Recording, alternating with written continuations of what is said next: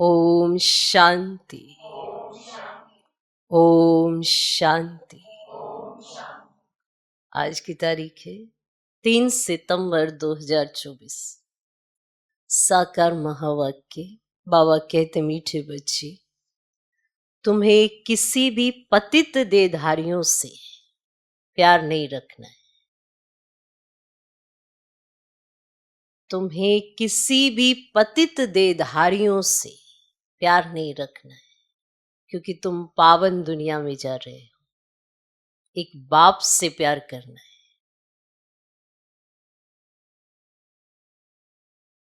क्योंकि तुम पावन दुनिया में जा रहे हो। एक बाप से प्यार करना है। बाबा कहते मीठे बच्चे, तुम्हें किसी भी पतित देहधारियों से प्यार नहीं रखना है, क्योंकि तुम पावन दुनिया में जा रहे हो। एक बाप से प्यार करना है। आज का प्रश्न, तुम बच्चों को किस चीज से तंग नहीं होना है और क्यों? तुम बच्चों को किस चीज से तंग नहीं होना है और क्यों? किस चीज से तंग नहीं होना है और क्यों? उत्तर, तुम्हें अपने इस पुराने शरीर से जरा भी तंग नहीं होना है। तुम्हें अपने इस पुराने शरीर से जरा भी तंग नहीं होना है, क्योंकि यह शरीर बहुत बहुत वैल्यूबल है। क्योंकि यह शरीर बहुत बहुत वैल्यूबल है। आत्मा इस शरीर में बैठ आत्मा इस शरीर में बैठ बाप को याद करके बहुत बड़ी लॉटरी ले रही है। आत्मा इस शरीर में बैठ बाप को याद करके बहुत बड़ी लॉटरी ले रही है। बाप की याद में रहेंगे, बाप की याद में रहेंगे तो खुशी की खुराक मिलती रहेगी। बाप की याद में रहेंगे तो खुशी की खुराक मिलती रहेगी। तो तुम बच्चों को किस चीज से तंग नहीं होना है और क्यों? उत्तर, तुम्हें अपने इस पुराने शरीर से जरा भी तंग नहीं होना है, क्योंकि यह शरीर बहुत बहुत वैल्यूबल है। आत्मा इस शरीर में बैठ बाप को याद करके बहुत बड़ी लॉटरी ले रही है। बाप की याद में रहेंगे तो खुशी की खुराक मिलती रहेगी। ओम शांति। मीठे मीठे रूहानी बच्चे, अब दूर देश के रहने वाले, फिर दूर देश के पैसेंजर्स हो। हम आत्माएं हैं और अभी बहुत दूर देश जाने का पुरुषार्थ कर रहे हैं। ये सिर्फ तुम बच्चे ही जानते हो कि हम आत्माएं दूर देश की रहने वाली हैं और दूर देश में रहने वाले बाप को ही बुलाते कि आकर हमको भी वहां दूर देश में ले जाओ। अब दूर देश का रहने वाला बाप तुम बच्चों को वहां ले जाते हैं। तुम रूहानी पैसेंजर्स हो, क्योंकि इस शरीर के साथ हो ना। रूह ही ट्रेवलिंग करेगी, शरीर तो यहां ही छोड़ देगी, बाकी रूह की ट्रेवलिंग चलेगी। कि रूह की ट्रेवलिंग करेगी, यात्रा करेगी। रूह ही यात्रा करेगी, रूह ही ट्रेवल करेगी। रूह कहां जाएगी? अपने रूहानी दुनिया में। अब यह है जिस्मानी दुनिया। वह है रूहानी दुनिया। बच्चों को बाप ने समझाया है, अब घर जाना है वापस, जहां से पाठ बजाने यहाँ आए हैं। ये बहुत बड़ा मांडवा अथवा स्टेज है। स्टेज पर एक्ट करके पाठ बजाकर फिर सबको वापस जाना है। नाटक जब पूरा हो तब तो जाएंगे ना। अभी तुम यहां बैठे हो, तुम्हारा बुद्धि योग घर और राजधानी में है, ये तो पक्का पक्का याद कर लो, क्योंकि ये तो गायन है अंतमति सो गति। अभी यहां तुम पढ़ रहे हो, जानते हो भगवान शिवा वह हमको पढ़ाते हैं। अब भगवान तो सिवाय इस पुरुषोत्तम संगम युग के कभी पढ़ाएंगे नहीं। 5,500 वर्ष में निराकार भगवान बाप एक ही बार आकर पढ़ाते हैं। अब यह तो तुमको पक्का निश्चय है, पढ़ाई भी कितनी सहज है। अब घर जाना है, उस घर से तो सारी दुनिया का प्यार है। मुक्ति धाम में जाना तो सब चाहते हैं, परंतु उसका भी अर्थ नहीं समझते हैं। मनुष्यों की बुद्धि इस समय कैसी है और तुम्हारी बुद्धि अभी कैसी बनी है, कितना फर्क है। तुम्हारी है स्वच्छ बुद्धि, नंबरवार पुरुषार्थ अनुसार। ऐसे नहीं कि तुम बाबा को याद करते हो तो सब नंबरवारी तो याद करते हैं ना। अब जितना जिसका पुरुषार्थ वैसा वो याद करता है, तो वैसी उसकी बुद्धि बनती है। तो तुम्हारी है स्वच्छ बुद्धि, नंबरवार पुरुषार्थ अनुसार। सारे विश्व के आदि मध्य अंत का नॉलेज तुमको अच्छी तरह है। तुम्हारे दिल में यह है कि हमको पुरुषार्थ कर नर से नारायण जरूर बनना है। अब यहां से तो पहले अपने घर में जाएंगे ना, तो खुशी से जाना है। जैसे सतयुग में देवताएं खुशी से एक शरीर छोड़ दूसरा लेते हैं, वैसे इस पुराने शरीर को भी खुशी से छोड़ना है। इनसे तक नहीं होना है, क्योंकि ये बहुत वैल्यूएबल शरीर है। इस शरीर द्वारा ही आत्मा को बाप से लॉटरी मिलती है। हम जब तक पवित्र नहीं बने हैं तो घर जा नहीं सकेंगे, और बाप को याद करते रहेंगे, तब ही उस योग बल से पापों का बोझा उतरेगा। नहीं तो बहुत सजा खानी पड़ेगी। पवित्र तो जरूर बनना है। लौकिक संबंध में भी बच्चे कोई गंदा पतित काम करते हैं तो बाप गुस्से में आकर लाठी से भी मार देते हैं, क्योंकि बेकायदे पतित बनते हैं। किसके साथ भी बेकायदे प्यार रखते हैं तो भी माँ बाप को अच्छा नहीं लगता है। ये बेहद का बाप फिर कहते हैं, तुम बच्चों को यहां तो रहना नहीं है, अभी तुमको जाना है नई दुनिया में। वहां विकारी पतित कोई होता ही नहीं, एक ही पतित पावन बाप आकर ऐसा पावन तुमको बनाते हैं।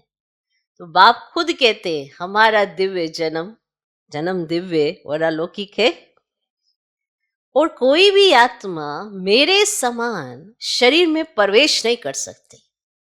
हाँ भल धर्म स्थापक जो आते हैं उनकी आत्मा भी प्रवेश करती है, परंतु वे बात ही अलग है। हम तो आते ही हैं सबको वापस ले जाने के लिए, और वह तो ऊपर से उतरते हैं नीचे आकर पाठ बजाने। हम तो सबको ले जाते हैं, फिर बतलाते हैं कि तुम कैसे कैसे नई दुनिया में उतरेंगे। उस नई दुनिया सतयुग में बगुला कोई भी होता नहीं है। बाप तो आते ही है बगुलों के बीच, तो अंतर है ना। फिर तुमको हंस बनाते हैं, तुम अब हंस बने हो, मोती ही चुगते हो। सतयुग में तुमको ये रतन नहीं मिलेंगे। यहां तुम ये ज्ञान रतन चुग कर हंस बनते हो। बगुलों से तुम हंस कैसे बनते हो, ये बाप बैठ समझाते हैं। अभी तुमको हंस बनाते हैं। देवताओं को हंस, असुरों को बगुला कहेंगे।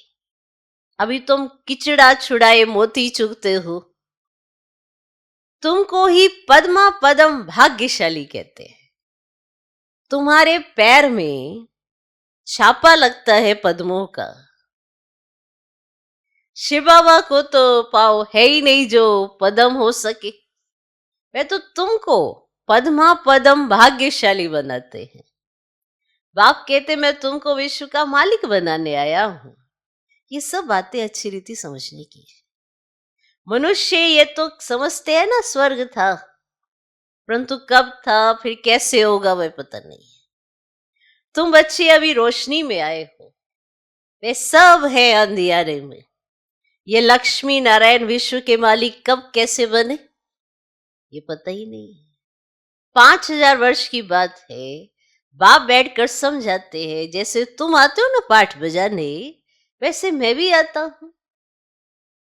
तुम निमंत्रण देकर बुलाते हो, हे बाबा हम पतितों को आकर पावन बनाओ, और किसको भी ऐसे कभी नहीं कहेंगे। अपने धर्म स्थापक को भी ऐसे नहीं कहेंगे कि आकर सबको पावन बनाओ। क्राइस्ट अथवा बुद्ध को थोड़े ही पतित पावन कहेंगे।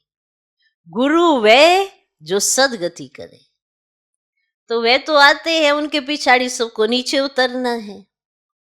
यहां से वापस जाने का रास्ता बताने वाला, सर्व का सदगति करने वाला अकाल मूर्त एक ही बाप है। वास्तव में सतगुरु अक्षर ही राइट है।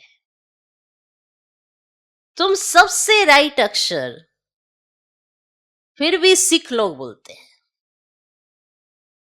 राइट अक्षरों का जो उच्चारण करते, फिर भी सिख लोग बोलते हैं, बड़ी बड़ी आवाज से कहते हैं सतगुरु अकाल। बड़ी जोर से धुन लगाते हैं सतगुरु अकाल मूर्त कहते हैं। मूर्त ही नहीं हो तो वे फिर सतगुरु कैसे बनेंगे, सदगति कैसे देंगे। वे सतगुरु स्वयं ही आकर अपना परिचय देते हैं। मैं तुम्हारे मिसल जन्म नहीं लेता। और तो सब शरीरधारी बैठ सुनाते हैं, तुमको अशरीरी रूहानी बाप बैठ समझाते हैं। रात दिन का फर्क है। इस समय मनुष्य जो कुछ करते हैं वे रोंग ही करते हैं, क्योंकि रावण की मत पर है ना, हर एक में 5 विकार। अभी रावण राज्य है, ये बातें डिटेल में बाप बैठ समझाते हैं। नहीं तो सारी दुनिया के चक्र का मालूम कैसे पड़े, क्योंकि सब तो चक्र में फंसे हुए हैं। फिर कौन बताए ये चक्र कैसे फिरता है, मालूम पड़ना चाहिए ना। ये भी तुम नहीं कहते हो कि बाबा समझाओ, आप ही बाप समझाते रहते हैं। आप नहीं कहते हो चक्र के बारे में समझाओ, ये समझाओ, वो समझाओ। बाबा आप ही समझाते रहते हैं। तुमको एक भी प्रश्न पूछने का नहीं रहता। आपको प्रश्न पूछना ही नहीं आएगा, वो तो आपको ऑटोमेटिकली प्रश्नों का उत्तर देते हैं। भगवान तो बाप है, बाप का काम है सब कुछ आप ही सुनाना, आप ही सब कुछ करना। बच्चों को स्कूल में बाप आप ही बिठाते हैं, नौकरी पर लगाते हैं, फिर उनको कहते हैं 60 वर्ष बाद ये सब छोड़ भगवान का भजन करना। ये बाप बच्चों को सिखाते हैं। वेद शास्त्र आदि पढ़ना, पूजा करना। तुम आधा कल्प पुजारी बने, फिर आधा कल्प के लिए पूज्य बनते हो। पवित्र कैसे बनो, उसके लिए कितना सहज समझाया जाता है। फिर भक्ति बिल्कुल छूट जाती है, छोड़नी नहीं पड़ती, छूट जाती है। अब कोई कहेगा आप ये तो भक्ति छुड़ा देते हैं। जब तक ज्ञान धन नहीं आएगा भक्ति कैसे छोड़ोगे। जब तक पूरी समझ नहीं आएगी आप चीजें छोड़ोगे कैसे। तो जिसको समझ आ जाती है तो वो चीज छूट जाती है,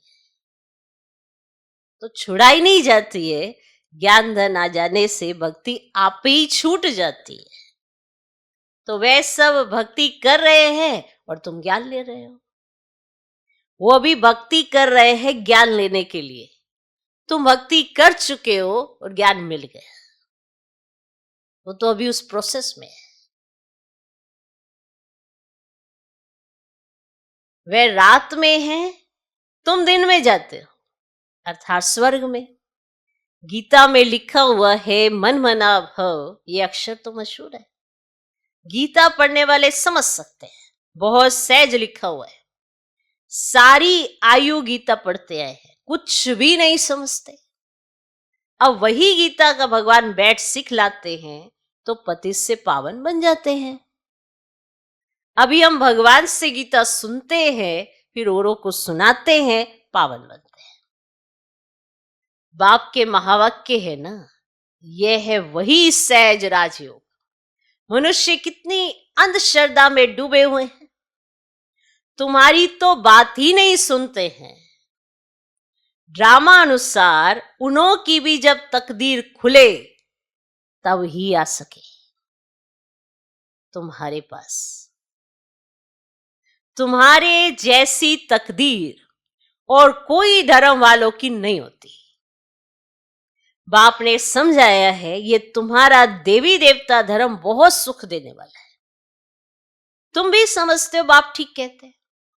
शास्त्रों में तो वहां भी कंस रावण आदि बैठ दिखाए हैं। वहां के सुख का तो कोई को पता ही नहीं है। बल देवताओं को पूजते हैं, परंतु बुद्धि में कुछ नहीं बैठता।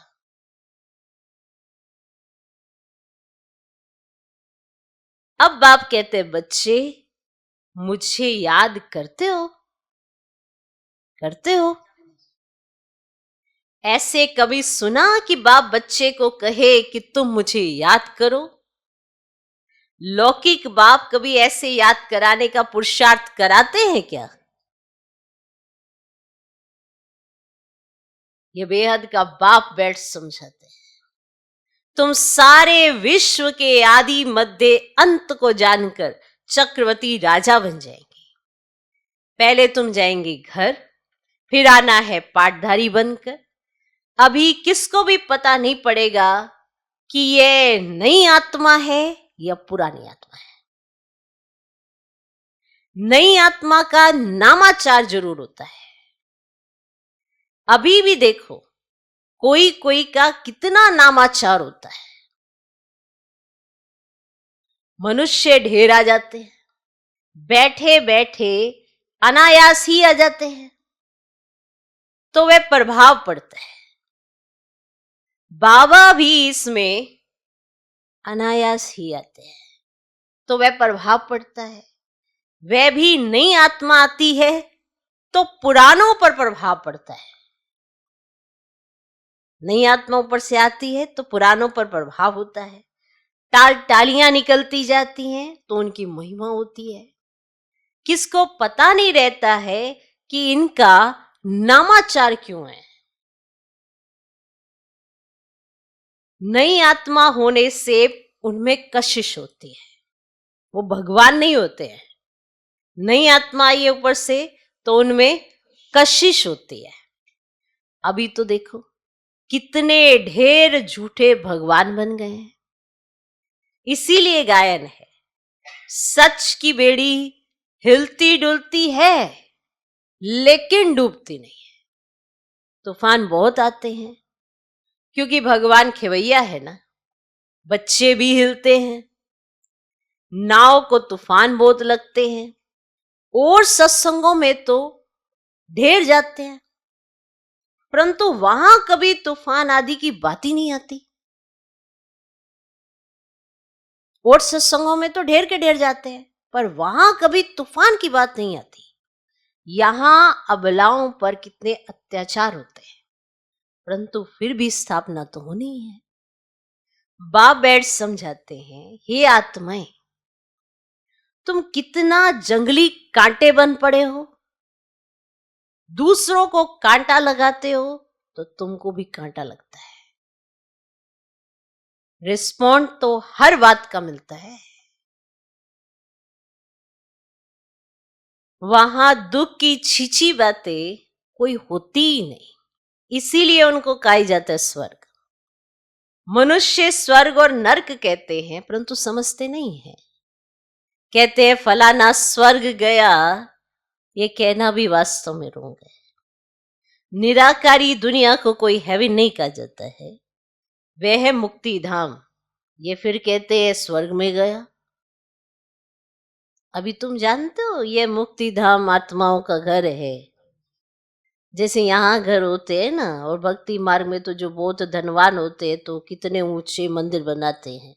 तो शिव का मंदिर देखो कैसे बनाया हुआ है, और लक्ष्मी नारायण का भी मंदिर बनाते तो सच्चे जेवर आदि कितने होते हैं, लक्ष्मी नारायण को पहनाते हैं ना, और बहुत धन रहता है। अभी तो झूठ हो गया है। तुम भी आगे कितने सच्चे जेवर पहनते थे, तुम सब भी कितने सच्चे जेवर पहनते थे। अभी तो गवर्नमेंट के डर से सच्चा छिपाए झूठे पहनते रहते हैं। तो वहां तो है ही सच ही सच है, और झूठ कुछ भी होता ही नहीं। आर्टिफिशियल चीज वहां पे कुछ भी नहीं होती है, और यहाँ आर्टिफिशियल पहन के घूमते रहते हैं। और यहाँ सच्चा होते भी छिपा कर रख लेते हैं, बैंक में रखते हैं ना, और उसी के साथ का नकली बनवा लेते हैं, खुश हो जाते हैं। दिन प्रतिदिन सोना महंगा होता रहता है, और वहां तो है ही स्वर्ग, तुमको सब कुछ नया मिलेगा। नई दुनिया में सब कुछ नया। अकीचार धन था, माना अथा, जिसकी गिनती नहीं होती है, इतना धन। अभी तो देखो हर एक चीज कितनी महंगी हो गई है। अभी तुम बच्चों को मूल वतन से लेकर सब राज समझाया है। मूल वतन का राज बाप बिगड़ तो कौन समझाएंगे। तुमको भी फिर टीचर बनना है, गृहस्थ व्यवहार में भी भल रहो, कमल फूल समान पवित्र रहो। औरों को भी आप समान बनाएंगे तो बहुत ऊंच पद पा सकते हैं। अब यहाँ रहने वालों से भी वह ऊंच पद पा सकते हैं, नंबरवार तो है ही। और बाहर में रहते हुए भी बीजीमाला में पुरो सकते हैं। हफ्ते का कोर्स लें, फिर भले विलायत में जाए, वहां कहीं भी जाए, सारी दुनिया को भी मैसेज मिलना है। तो बाप आए ना, सिर्फ कहते मामे कम याद करो। वे बाप ही लिबरेटर गाइड है। वहां तुम जाएंगे तो अखबार में भी बहुत नाम हो जाएगा, और दूसरों को भी यह बहुत सहज बात लगेगी। आत्मा और शरीर दो चीजें है, तो आत्मा में ही मन बुद्धि है, शरीर तो जड़ है, और पाठदारी आत्मा बनती है। खूबी वाली चीज आत्मा है, तो वह अब बाप को याद करना है। तो यहाँ रहने वाले इतना याद नहीं करते हैं जितना बाहर वाले करते हैं। जो बहुत याद करते हैं और आप समान बनाते रहते हैं, कांटों को फूल बनाते रहते हैं, वे उच्च पद पाते हैं। और तुम समझ से पहले हम भी काटे थे, तुम समझ से पहले हम भी काटे थे। अब बाप ने ऑर्डिनेंस निकाला है, काम मां शत्रु है, इन पर जीत पाने से तुम जगत जीत बन जाएगी। परंतु लिखत से कोई समस्या थोड़ा ही है, अभी बाप ने समझाया है। अच्छा, मीठे मीठे सिकल दे बच्चों प्रति माता पिता बाप दादा का याद प्यार और गुड मॉर्निंग। रूहानी बाप की रूहानी बच्चों को नमस्ते। हम रूहानी बच्चों के भी रूहानी बाप को नमस्ते नमस्ते नमस्ते। Good morning good morning good morning. धारणा के लिए मुख्य सर, पहला पॉइंट, सदा ज्ञान रतन चुगने वाला हंस बनना है, मोती चुगने हैं।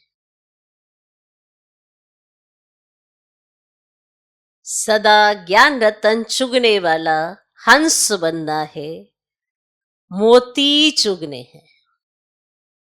किचड़ा छोड़ देना है, किचड़ा छोड़ देना है।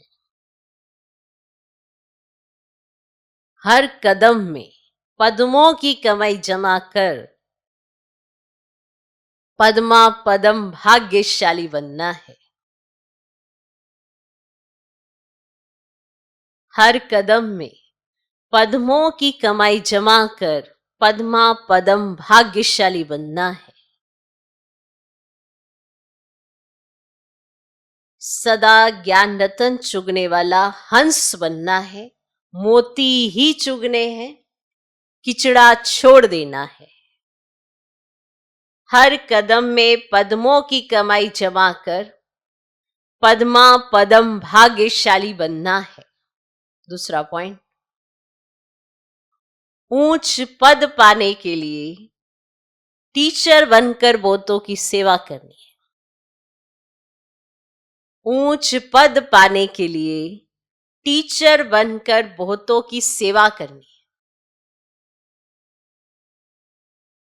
कमल फूल समान पवित्र रहे, आप समान बनाना है। कमल फूल समान पवित्र रहे, आप समान बनाना है। कांटों को फूल बनाना है। कांटों को फूल बनाना है। ऊंच पद पाने के लिए टीचर बनकर बहुतों की सेवा करनी है। कमल फूल समान पवित्र रहे, आप समान बनाना है। कांटों को फूल बनाना है। आज का वरदान, तेरे मेरे की हलचल को समाप्त कर रहम की भावना इमर्ज करने वाले मर्सीफुल भव। तेरे मेरे की हलचल को समाप्त कर तेरे मेरे की हलचल को समाप्त कर रहम की भावना इमर्ज करने वाले मर्सीफुल भव। समय प्रति समय कितनी आत्माएं दुख की लहर में आती है। प्रकृति की थोड़ी भी हलचल होती है, आपदाएं आती हैं, तो अनेक आत्माएं तड़पती हैं, मर्सी रहम मांगती हैं। तो ऐसी आत्माओं की पुकार सुन रहम की भावना इमर्ज करो। पूज्य स्वरूप मर्सीफुल का धारण करो। स्वयं को संपन्न बना लो, तो ये दुख की दुनिया संपन्न हो जाए, खत्म हो जाए। अभी परिवर्तन के शुभ भावना की लहर तीव्र गति से फैलाओ, तो तेरे मेरे की हलचल समाप्त हो जाएगी। आज का स्लोगन, व्यर्थ संकल्पों की हथौड़ी से, हथौड़ी देखिए, व्यर्थ संकल्पों की हथौड़ी से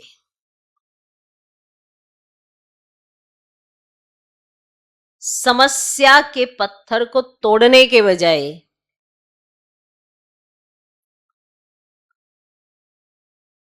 व्यर्थ संकल्पों की हथौड़ी से समस्या के पत्थर को तोड़ने के बजाय हाई जंप दे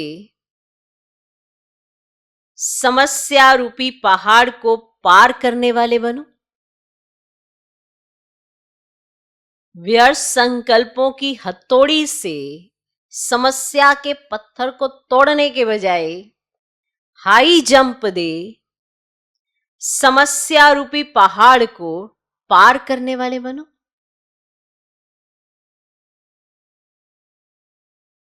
हाई जंप दे समस्या रूपी पहाड़ को पार करने वाले बनो।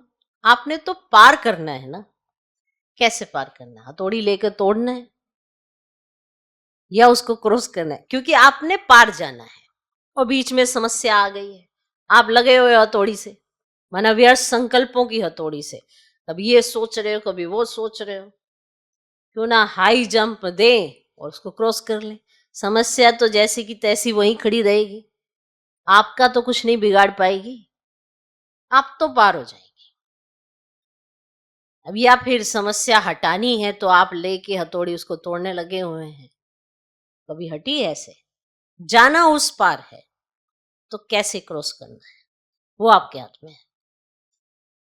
तो व्यर्थ संकल्पों की हथौड़ी से समस्या के पत्थर को तोड़ने के बजाय हाई जंप दे समस्या रूपी पहाड़ को पार करने वाले बनो। तो समस्या आपका कुछ नहीं बिगाड़ सकती, आपके रास्ते में नहीं आ सकती, क्योंकि आप उसको क्रॉस करना जानते हो कि मुझे कैसे क्रॉस करना है। ओके ओम शांति।